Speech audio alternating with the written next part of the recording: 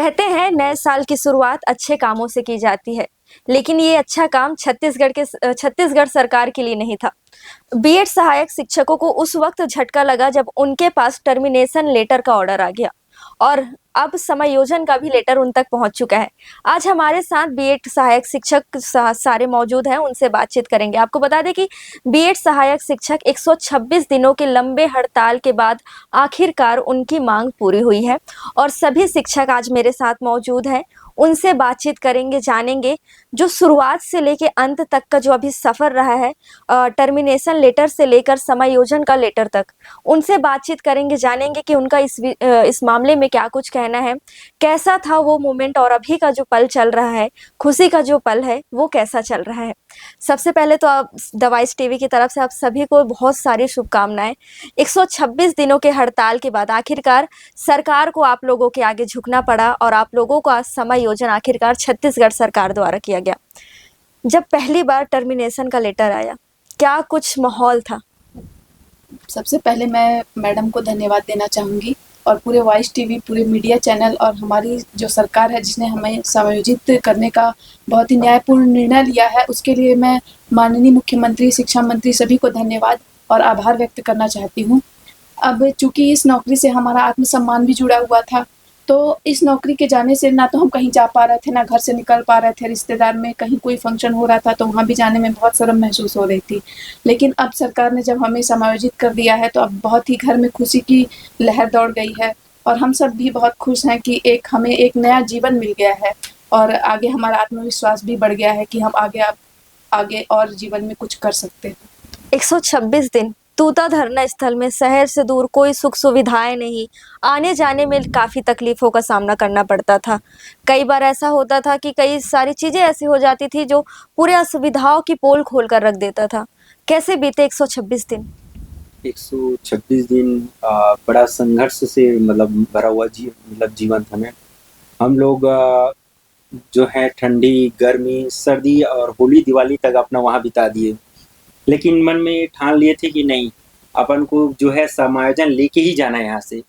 तो वहाँ पे हम लोग जो है तूता धरना स्थल तो आप देखिए हो, वहाँ पे जो है सुविधा उतना नहीं था, लेकिन हाँ कि मन में विश्वास था कि नहीं, हम सब मिलकर अगर इसमें अच्छे से प्रयास करें तो सफलता ज़रूर मिलेगा। वहाँ भवन में भी हम लोग रहते थे, तो कभी साँप, बिच्छू से भी सामना होना पड़ता था। कभी जो है बीच में आँधी आए तो आँधी से हमारे पंडाल भी उड़ गए थे, तो उससे भी मतलब जो समस्या होता था। कई लोग छोटे बच्चे पकड़ के आए थे, कई लोग बूढ़े माँ-बाप के साथ आए थे। तो ऐसी सारे जो है समस्या था जिसको हम लोग फेस टू करते-करते अपने समायोजन के लिए जो है रास्ता बनाते गए और अंत में हम लोग 126 दिन बाद हम लोग का एक समायोजन का जो फैसला कैबिनेट में हुआ, वो भी अक्षय तृतीया के दिन। अब बोलते हैं कि अक्षय तृतीया दिन जो मिलता है, वो क्षय नहीं होता। तो ऐसा हम लोग को विश्वास है कि जो ये हमको सौगात मिला है, वो हमेशा हम अच्छे से बना रहे। आप लोगों ने 126 दिन तूता धरना स्थल में बिता दिए। इस आपके 126 दिनों में कई सारे संघ के लोग आए, हड़ताल किए और चले गए, लेकिन आप लोग वहाँ टिके रह गए। आपकी मांगों के आगे सरकार को आखिरकार झुकना पड़ा। बाकी लोग जो आते थे, बाकी कर्मचारी संघ जो आते थे, उन लोगों का क्या रिस्पॉन्स रहता था आप लोगों को देखकर? मैम, सबसे पहले तो मैं वॉइस टीवी का धन्यवाद करना चाहूँगा कि हमारी जो बात है वॉइस टीवी ने शुरू से आम जनता तक और सरकार तक पहुँचाने का काम किया है। दूसरा चीज़ मैं ये बोलना चाहूँगा कि देखिए, हमको सपोर्ट तो हर किसी का था, है ना? क्योंकि एक ना मतलब ये पूरे भारत में एक पहली घटना थी कि छत्तीसगढ़ में इतने सारे लोग को 15 महीने काम करने के बाद निकाल दिया गया और सबकी सहानुभूति थी। आम जनता से लेकर संघ के अध्यक्ष तक, बड़े-बड़े मंत्री, नेता सभी जान रहे थे कि इनके साथ गलत हुआ है, इनके साथ अन्याय हुआ है, क्योंकि हमारी इसमें कोई गलती नहीं थी। हम जो थे पूरे प्रोसीजर से आए हुए थे और क्या बोलते हैं, मेरिट होल्डर से पढ़ाई-लिखाई करके जब हमने टॉप किया तब हमारी नियुक्ति हुई थी। तो इसमें सबका सपोर्ट मिला और हमारा जो था ये 126 दिनों का सफ़र आसान नहीं था। हमने इस दिनों मतलब इन 126 दिनों में बहुत सारी जो है समस्याओं का सामना करते हुए हम एक मतलब शिक्षक का काम क्या होता है कि कलम पकड़कर बच्चों को पढ़ाना, है ना? और हम में से कोई नहीं जानता था कि ये दिन भी देखना पड़ जाएगा कि हम जो है रोड पे रैलियाँ करेंगे, घुटने के बल चलेंगे, धरना स्थल पे इतना दूर जो 25 किलोमीटर मुख्य सिटी से है, वहाँ पर बैठे रहेंगे। है ना। और इन दिनों हमने जो है बहुत सारी चीजें की, मुंडन किया, अग्नि पर चले, जल समाधि की, खून से पत्र लिखा गया, ब्लड डोनेशन भी किए, है ना। और बहुत सारी चीजें की जिससे सरकार जो है हमारे दर्द को समझे और जल्द से जल्द हमको न्याय दे। देश के इतिहास में पहली बार ऐसी घटना हुई होगी जी जब कोई प्रदर्शनकारी अग्नि पे चल रहा है, जी मुंडन करवा रहा है। जब सरकार के प्रतिनिधि आप तक पहुंचते थे तो क्या कुछ माहौल रहता था वहाँ? देखिए वहां पर जो समय समय पर है प्रशासन के द्वारा शासन को बताया जाता था कि ये लोग किस परिस्थितियों में हैं। और जब वो लोग भी मिलते थे तो कहीं ना कहीं, जैसे पुलिस विभाग हो गया, उन्होंने भी बहुत सपोर्ट किया है हमारा।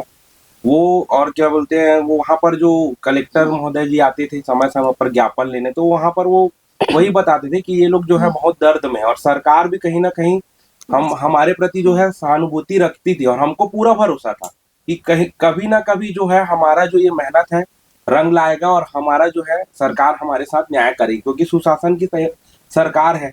और शुरू से हम लोग जो है बहुत सारी चीजें कर करके ना सरकार का ध्यान अपनी ओर आकर्षित करना चाहते थे। और उसके बाद इन सब समस्याओं के लड़ने के बाद फाइनली हमको अक्षय तृतीया के दिन जो है सरकार ने एक सुनहरा जो गिफ्ट दिया है, जो जिसके लिए ना मैं आपके चैनल के माध्यम से हमारे जो प्रदेश के मुखिया है माननीय श्री मुख्यमंत्री जी विष्णुदेव साय जी, जैसे कि उनका नाम ही विष्णु जी है जो पूरे जग के पालन करता होते हैं, तो उन्होंने भी 2621 लोगों का जो है परिवार और उनके जीवन को संवारा है। तो मैं उनका धन्यवाद करना चाहूंगा और आपके चैनल के माध्यम से उन सभी मंत्रियों का, सभी न्यूज चैनल्स का, सभी संघ का जिन्होंने हमारा समर्थन किया और हमारी इस लड़ाई में हमारे दर्द को समझा, उन सभी का मैं धन्यवाद करना चाहूंगा। और मैम एक चीज और बोलना चाहूंगा कि जो ये हमारा जो संघर्ष था, इसमें हमने जो है हम लोगों ने बहुत कुछ सीखने को मिला, क्योंकि हमने बहुत सारी चीजें इस संघर्ष में देखा है, उतार चढ़ाव, दुख दर्द। आपको पता होगा जब 1 तारीख को टर्मिनेशन हुआ था तब सभी के आंखों में आंसू थे, हर कोई रो रहा था कि ये क्या हो गया।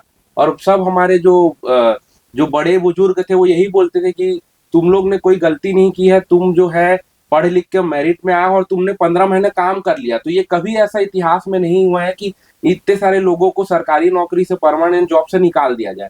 तो हमको एक उम्मीद रहती थी कि नहीं, हमारा जो है कहीं ना कहीं सरकार करेगी। लेकिन वो भी जो है सरकार भी है जो है वो सुप्रीम कोर्ट के आदेश के कारण विवश थी, तो वो भी जो है बंधी हुई थी, इसलिए वो हमको निकाल दी। लेकिन बोलते हैं ना कि अंत भला तो सब भला, और सत्य की कभी क्या बोलते हैं हार नहीं होती। सत्य परेशान हो सकता है लेकिन कभी हारता नहीं है, उसकी हमेशा विजय होती है, सत्य में जयते। तो हम लोग कहीं ना कहीं सही थे।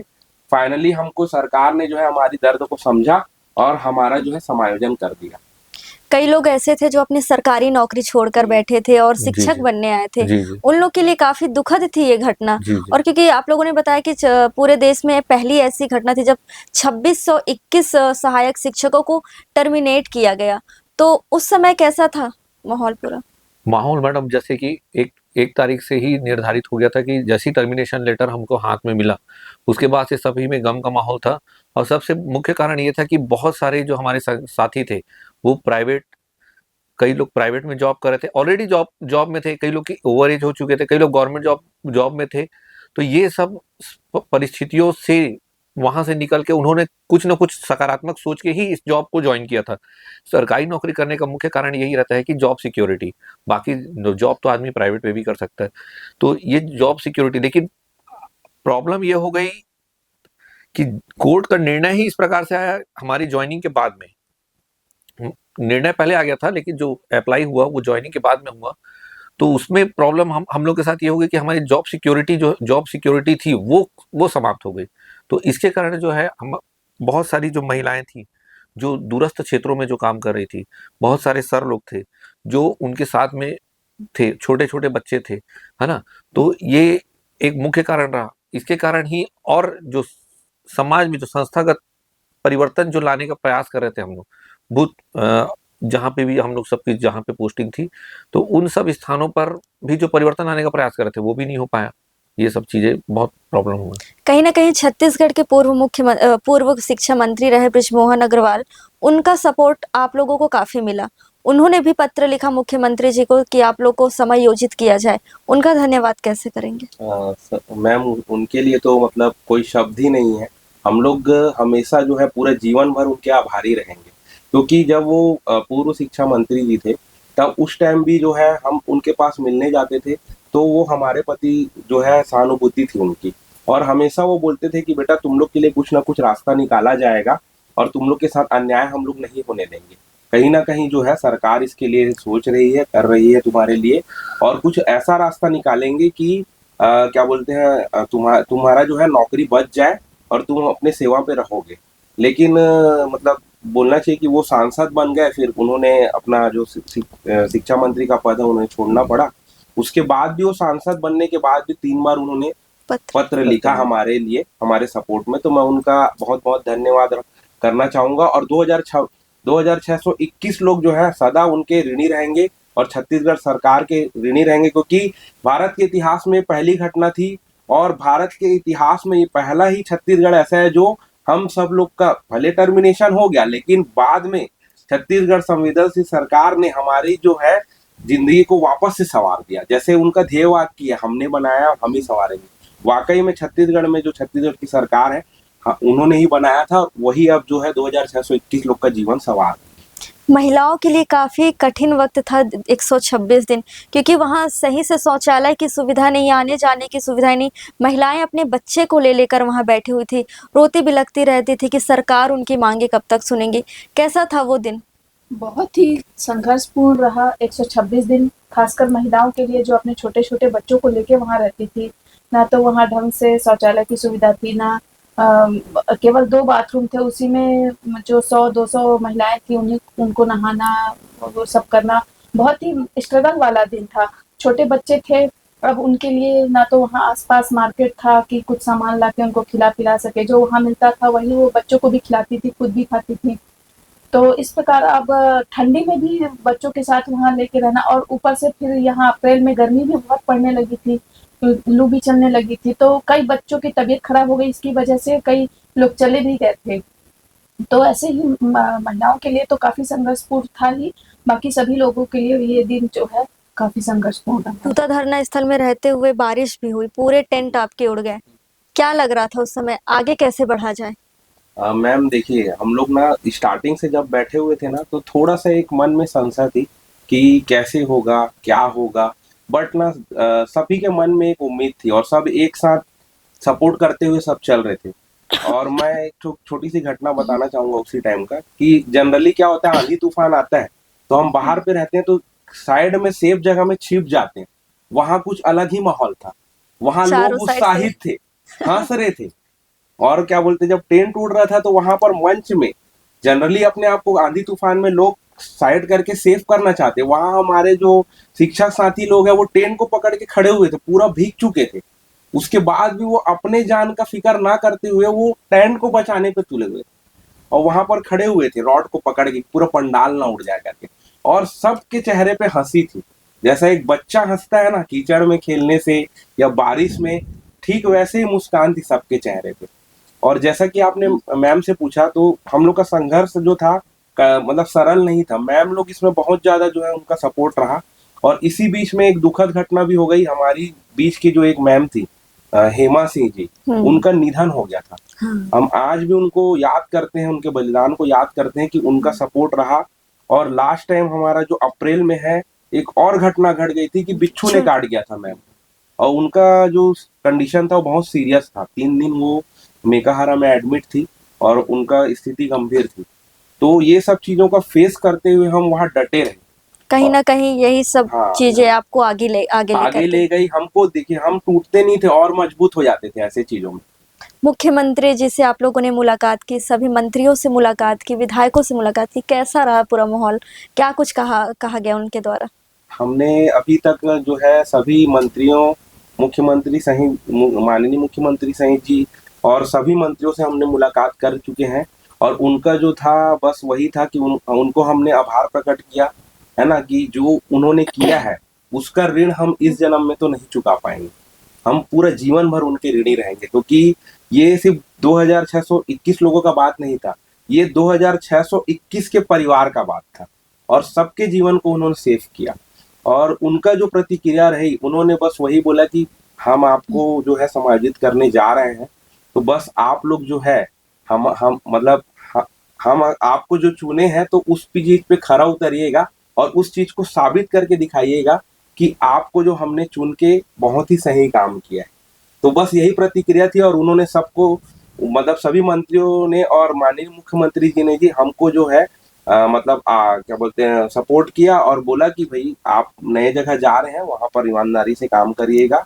और क्या बोलते हैं बस हमारा हौसला बढ़ाया उन्होंने। और सभी ने बस एक जो पालक रहते हैं ना, माँ बाप, हमारे माँ बाप ही हैं वो, तो वो उन्होंने बस वही बोला कि बेटा नए जगह जा रहे हो, बस मन लगा के अपना काम को करिएगा करके। तो पुराने स्कूल की याद आएगी। जी मैम, मेरा तो स्कूल भी बस्तर में गुमलवाड़ा में था, बहुत मतलब जंगल इलाका में था, लेकिन ग्रामीण लोग का सपोर्ट बहुत अच्छा था। बच्चे भी जो है धुरवी बोलते थे, तो पहले तो मेरे को ज़्यादा समझ नहीं आता था, लेकिन जैसे जैसे मैं वहाँ गया धीरे धीरे घुला मिला, तो उनको भी थोड़ा बहुत मैं थोड़ा थोड़ा कुछ लैंग्वेज भी सीखा।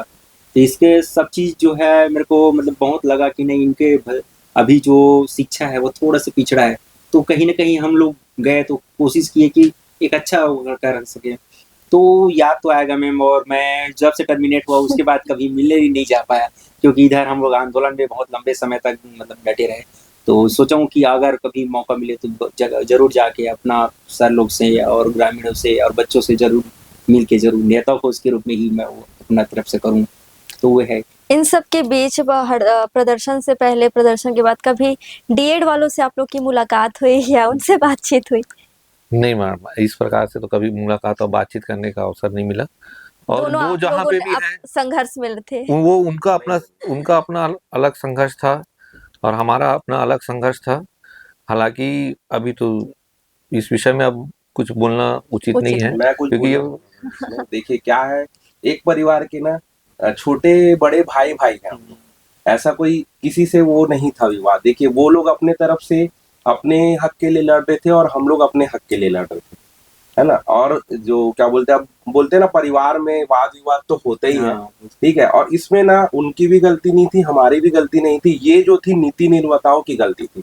क्या होता है देखिए, एनसीटी जो पूरे भारत के लिए गाइडलाइन जारी करती है ना, वही डिसाइड करती है कि कौन शिक्षक में कौन सी डिग्री लेके पात्र होगा। तो ये एनसीटी का जो 2018 का जो गजट था वो उसमें जो है नीति निर्माताओं ने चूक की है। इसका खामियाजा पूरे देश भर के लाखों बीएड और डीएड शिक्षक मतलब जो डिग्रीधारी थे वो भुगत रहे हैं उस चीज का। तो वो अगर सही तरीके से अधिकारी लोग जो उसमें क्या बोलते हैं नियम बनाते ना, तो ये विवाद की स्थिति पैदा ही नहीं होती। परिवार में कैसा माहौल है अब?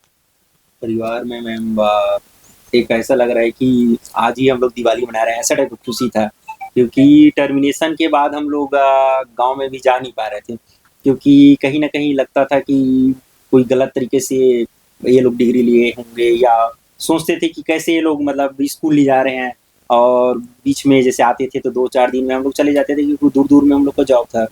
तो वही थोड़ा था कि मानसिक और उस एकदम प्रताड़ित हुआ टाइप के लगता था।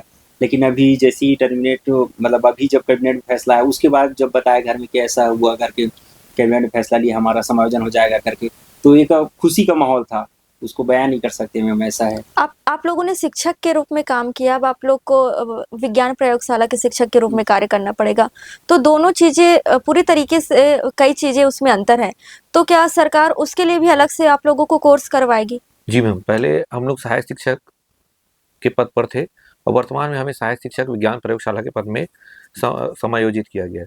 तो पहले हम लोग जो बच्चे प्राइमरी के बच्चों को पढ़ाते थे, अभी जनरली जो है लैब जो है हाई स्कूल और हायर सेकेंडरीज में रहती है। तो इसके लिए जो न्यूनतम अर्हता चाहिए वो मुख्य रूप से 12th आपके साइंस ग्रुप से होना चाहिए। तो यहाँ पे अधिकतर जो हमारे साथी थे वो साइंस ग्रुप के थे। जो कुछ बचे हुए साथी जो आर्ट्स और कॉमर्स बैकग्राउंड के, उनके लिए शासन ने 3 वर्ष के लिए 3 वर्ष का उनको छूट दिया गया है। 3 वर्ष के अंदर में वो विज्ञान समूह से 12वीं पास कर ले और 2 माह की जो है उनको ट्रेनिंग के लिए व्यवस्था करेगी सरकार, शासन के द्वारा उनके व्यवस्था की जाएगी। तो इन सब के बीच में अगर कोई मतलब आप लोगों ने बताया परीक्षा पास करनी पड़ेगी, और अगर कोई परीक्षा पास नहीं कर पाया तो 3 वर्ष का अवसर 3 मिलेगा। वर्ष का 3 वर्ष का अवसर तो मिलेगा। उसमें परीक्षा जी पास जी करनी जी है। जी। इसके पहले भी जब होता हाँ। था, जब डीएड बीएड नहीं आया था, हम्म। तब भी 12वीं बेस पे लिया जाता था। उसके बाद फिर जो नियम नए नए बनते हैं, फिर विभाग के तौर पे उनको बीएड या डीएड जो भी उचित लगता था वो करा दिया जाता था। ठीक वैसे ही अभी जो है बहुत सारे लोग हर मतलब जो 2621 लोग हैं वो विज्ञान से तो बिलोंग्स नहीं करते ना, विज्ञान सब्जेक्ट से। अलग अलग तो सब्जेक्ट। जो बचे हुए लोग हैं जो कला संकाय या आर्ट्स वाले हैं, तो उनको जो है सरकार ने वो निकाला है, क्योंकि वो भी नियुक्त हुए थे, वो भी 15 महीने काम किए थे, तो उनको तो नहीं छोड़ा जा सकता ना, सभी हम लोग एक साथ ही हैं। तो उनके लिए उन्होंने वो निकाला है कि भाई उनको 3 साल का समय दिया जाएगा, और फिर वो जो है उस साइंस सब्जेक्ट से वो पास कर लेंगे, फिर वो ऑलरेडी एलिजिबल हो जाएंगे। नियुक्ति पत्र कब तक दी जाएगी आप लोग को? इसके बारे में सरकार ने कोई आदेश या फिर कोई जानकारी आप लोग तक आई है? नहीं मैम, इसके बारे में तो जानकारी नहीं है ना। अब ये जो है विभाग का काम है, अब उसमें कितना टाइम लगता है तो वो क्या बोलते हैं विभाग ही बता पाएंगे। ऐसा कोई हमको टाइमलाइन जारी नहीं किया गया है कि कब तक मिलेगा। नया शिक्षा सत्र शुरू होने से मतलब पहले हम दिया जा ऐसा सकता है। उम्मीद करके रखे हैं कि हो नया सकता है कि शिक्षा नया सत्र से पहले हम हाँ। अपने नए स्कूल में होंगे। तो ये मतलब जैसे आप लोगों को दूरस्थ अंचलों में आप लोग की नियुक्ति सहायक शिक्षक के रूप में किया गया था, अभी किस इलाके में किया जाएगा?